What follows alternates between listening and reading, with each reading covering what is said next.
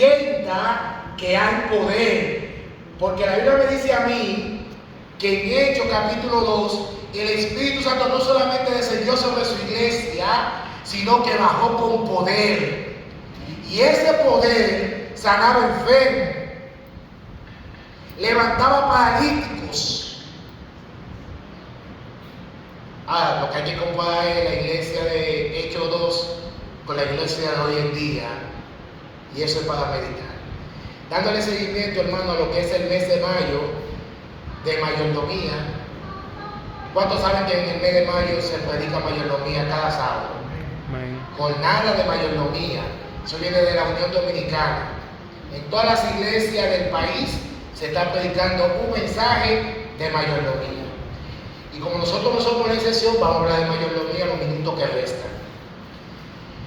Cuando hablamos de mayordomía, muchas personas piensan que mayordomía solamente es dinero. Y es una idea que el diablo le ha vendido a muchos cristianos y muchos se lo creen. Porque al diablo le conviene que la gente entienda, que el cristiano entienda que mayordomía solamente es dinero, cuando no es así. Lo primero que hay que entender es algo. En Génesis capítulo 1, Dios creó el mundo. ¿Necesitó Dios la ayuda tuya y mía para hacer el mundo? Lo hizo Dios el Padre, Dios Hijo y Dios Espíritu Santo. La creación. Cuando Adán, que fue creado en el sexto día, se levantó del sueño, o Dios le dio vida a Adán, sopló vida, y Adán abre los ojos. ¿Qué ve Adán? Que todo estaba como hecho.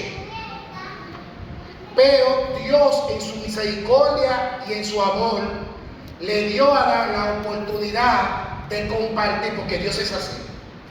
Dios no es un Dios egoísta. Dios pudo haber dicho a Adán, tú no vas a ser nadie. Pero Dios quería darle participación a Adán en lo que Dios había creado. ¿Y cuál fue la primera participación? Fue varias participaciones que Dios le dio a Adán. Primero le dio la facultad y la responsabilidad de ponerle nombre a los animales. Miren qué mente más brillante tenía Adán, que según cálculos mal calculados, porque yo sé que hay más, según el hombre, hay millones y millones de especies en el mundo, unas que existen y otras que ya están en extinción. Y Adán le puso nombre a todas, sin repetir un mismo nombre. Mire la mente brillante que tenía Adán, que Adán le puso caballo al caballo. Usted sabe que el caballo llama caballo porque Adán le puso el nombre de caballo. Es un animal con 4 patas, no tenía nombre. Y Adán dijo, a ti te voy a poner caballo. Y no repitió con la vaca ni se equivocó tampoco. Mire la mente brillante que Dios le dio a quién, a Adán, de poner los nombres a los animales. Otra facultad que Dios le dio a Adán fue que tenía que cultivar, trabajar, para lo que dicen que el trabajo entró después del pecado. Antes de Adán pecar, Dios le había dado una responsabilidad de trabajo a Adán. Por lo tanto, el trabajo no vino como un castigo por el pecado, porque ya Dios se lo había dicho antes de Adán pecar. Un deleite. Entonces, ¿qué responsabilidad Dios le dio? Cuidar, cultivar y cuidar ¿qué? El huerto del Edén. Entonces, Adán era como un mayordomo. ¿Qué otra responsabilidad Dios le dio a Adán? Se señorará, se va a apoderar de todo lo creado. Es decir, no había, después de Dios, no había un ser creado por encima de Adán. Adán tenía el poder sobre todos los animales, de ponerle nombre, de cuidar la tierra. Pero Adán era un mayordomo. Adán era una persona que estaba cuidando algo que no era ¿qué? Suyo. Adán tenía la responsabilidad de cuidar lo que Dios creó. Porque una criatura es una criatura y un creador es un creador.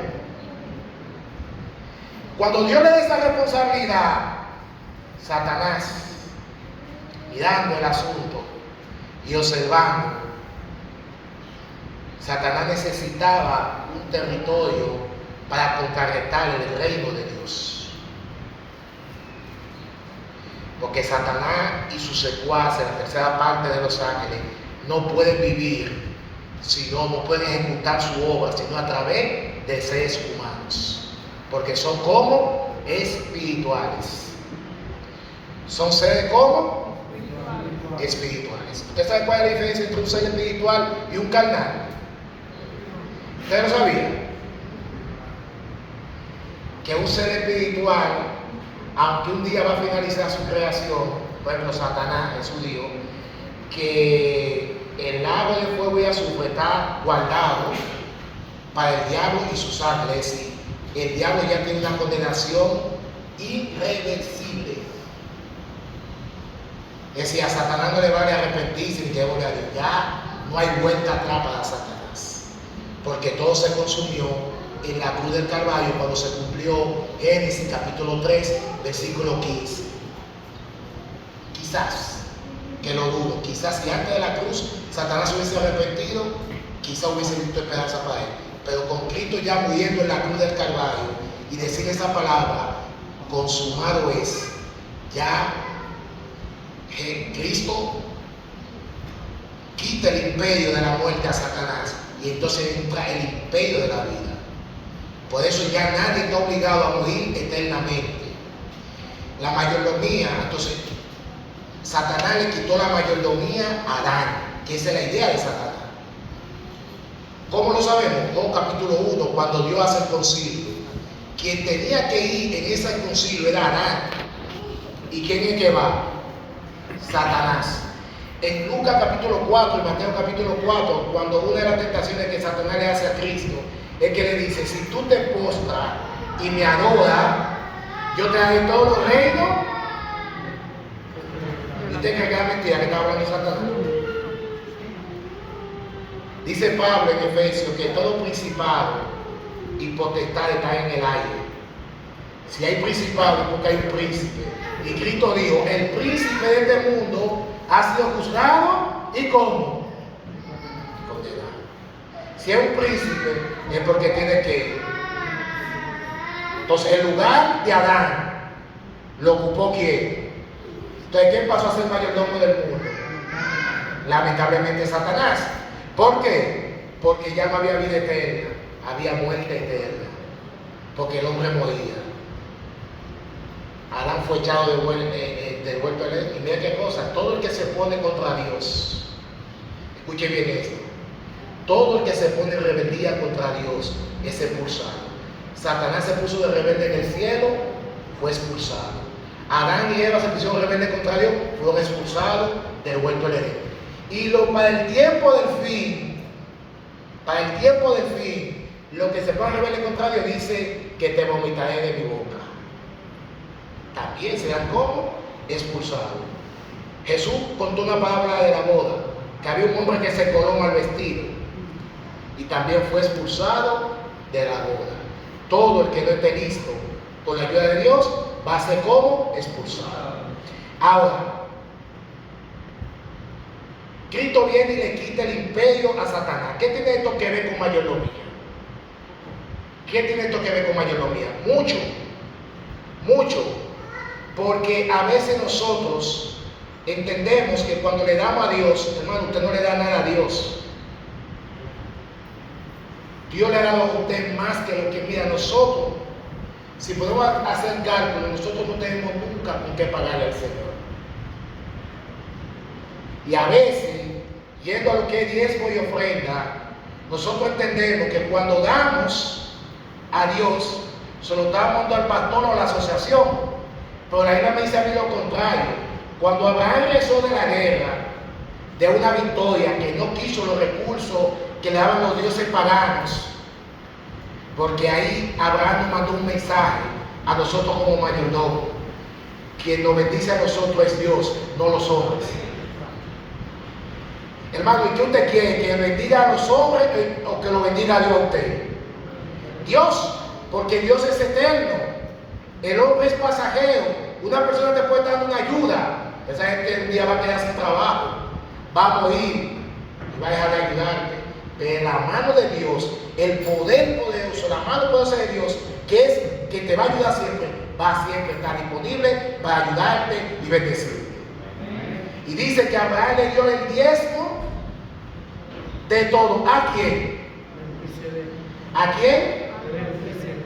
Y si vemos Hebreo, Pablo dice que Melquisedec es representante de quién. Entonces, ¿a quién fue que Abraham le dio los diezmos y la ofrenda? A Dios.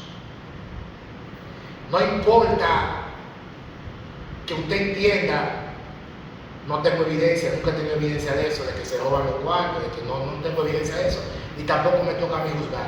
Pero lo importante es que cuando tú depositas tu diezmo y ofrenda, no es al pastor ni al anciano que tú se lo estás dando. Tú se lo estás entregando ¿a quién? A Dios. ¿Por qué Abraham sintió que tenía que dar el diezmo a Melquisedec, que es representante de Dios?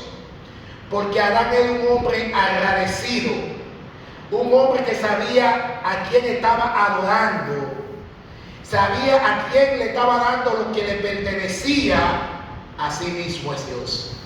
Otro ejemplo, ese es del Antiguo Testamento. Vamos a poner otro ejemplo del Nuevo Testamento. Literal fue esto. Jesús está con sus discípulos frente a frente al templo, porque Cristo iba todos los días al templo. ¿Dónde él lo dice? Cuando lo apresan. Que lo hagan con palo y una turba. Y dice, tantos días que estuve con ustedes en el templo y nunca me apresaron. Y mientras Jesús está ahí en el templo, llega la hora del culto de pasar la ofrenda. Y hay una señora, una viuda. Escuchen bien, una viuda. Que la viuda eran personas vulnerables, que estaban sujetas a las bondades de la iglesia, del santuario. Todo el mundo echando de mucho dinero. Y esta viuda dio de lo poco que tenía y lo echó.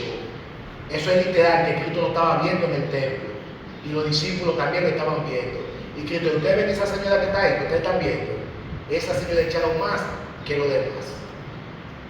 En este caso, importante, ¿a quién fue que Abraham le dio el diezmo y la ofrenda?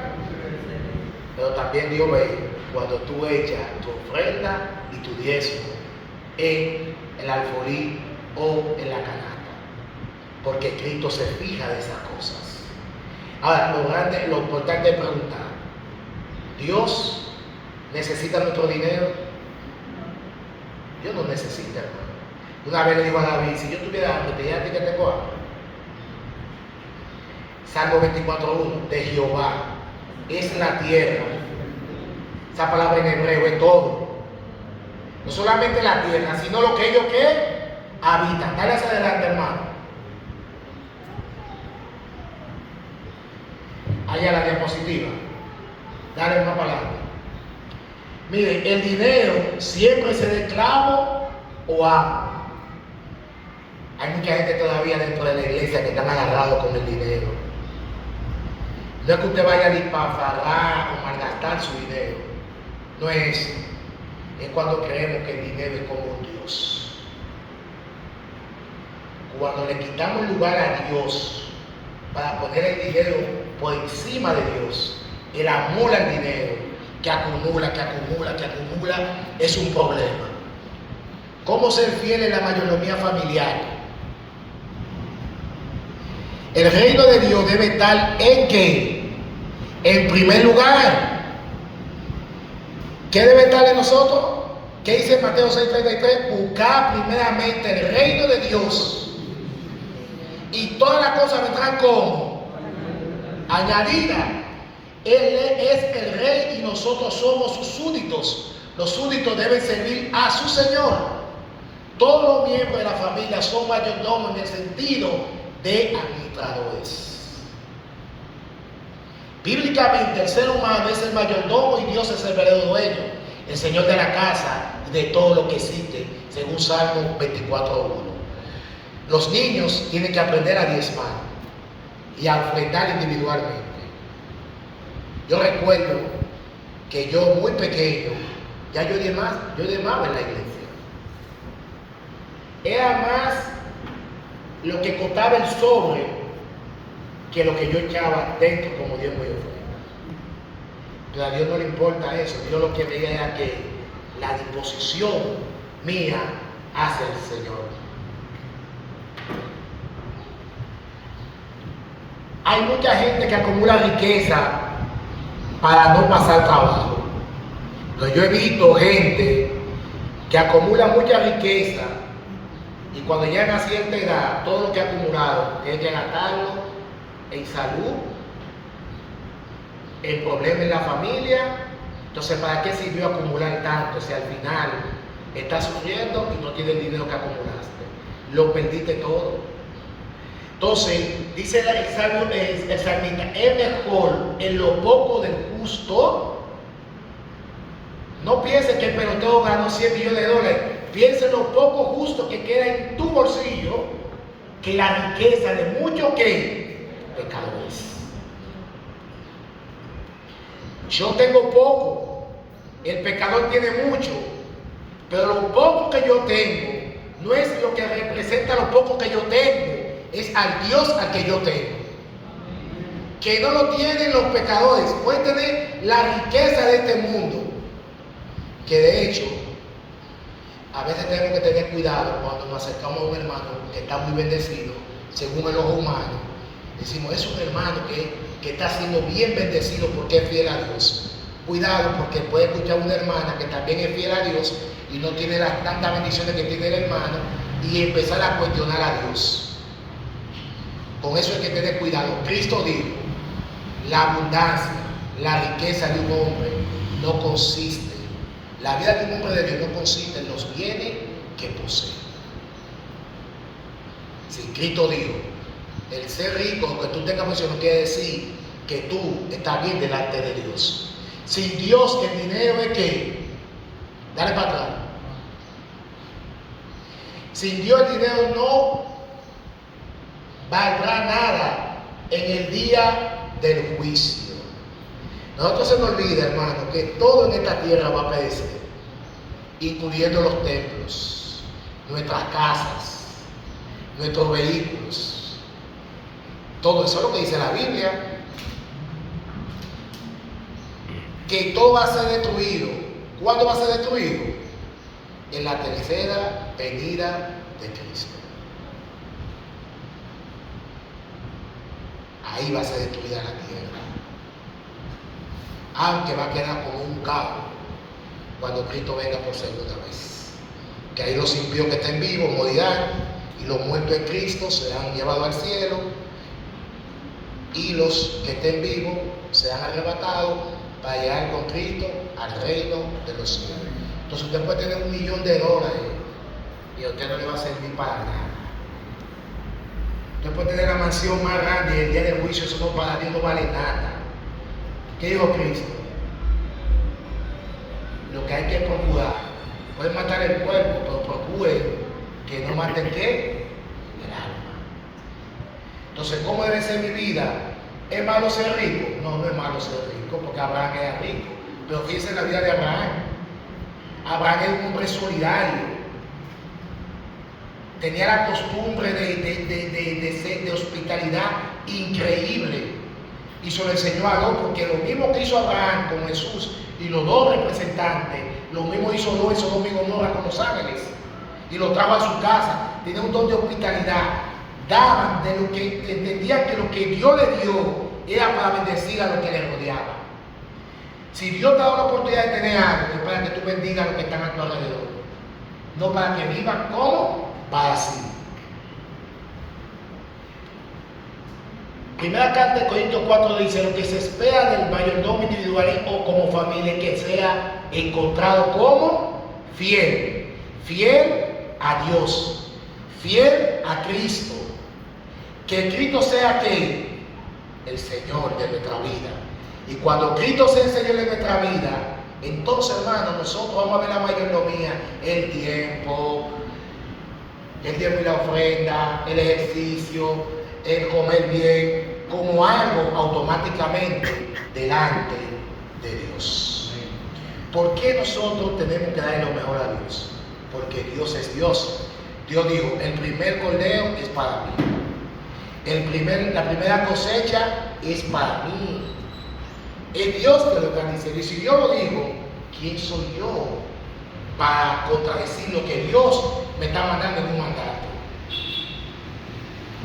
Cuando le damos a Dios lo que le damos, porque Dios no da nada que no sirva.